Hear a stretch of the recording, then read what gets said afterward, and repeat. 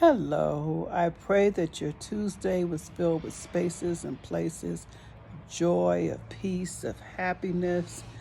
So I am here in Johannesburg, lounging and enjoying the weather. And here it's late at evening, so the sun is getting ready to go down. But I thought that I would give you a quick video about it pays to pay attention even when you think you already know. It pays to pay attention even when you think you already know. So yesterday, my flight was leaving to come to Johannesburg, and I'd asked my son, my oldest son, to drive me to the airport. And he said, sure. And so we're driving. It's about maybe 50 minutes from my house, and we're chatting, having great conversation. He drops me off. He gives me a hug. And when I go to get my baggage claim thing, it says you're at the wrong airport. So apparently I was supposed to be at DCA and not at Dulles. And at first I was like, they changed my ticket. They didn't even let me know. And then I looked, on the rest of my flight itinerary, and it said DCA. And I realized it wasn't those people's mistake. It was mine. Typically, when I fly to South Africa, and I've been here a couple times before, I've always flown out of Dulles. I've also always flown South African Air. But this time it wasn't South African Air because they're not flying here, nationally. And it wasn't apparently at Dulles.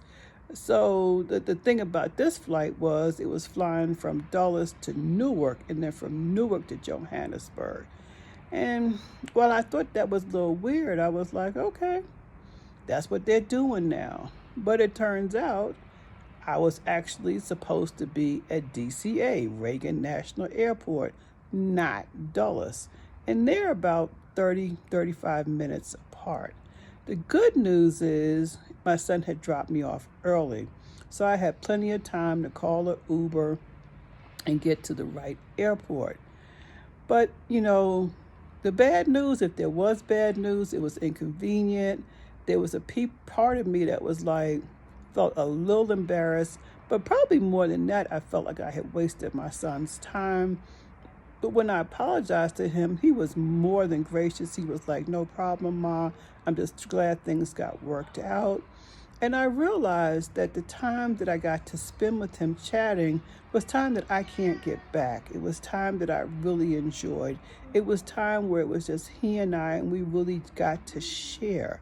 So I guess the message is sometimes when things don't go the way we think they should be, sometimes when things don't work out exactly how we thought, sometimes when we are in error and we made a mistake, sometimes it can actually work out to our benefit. Sometimes you get more than what you thought you were going to get.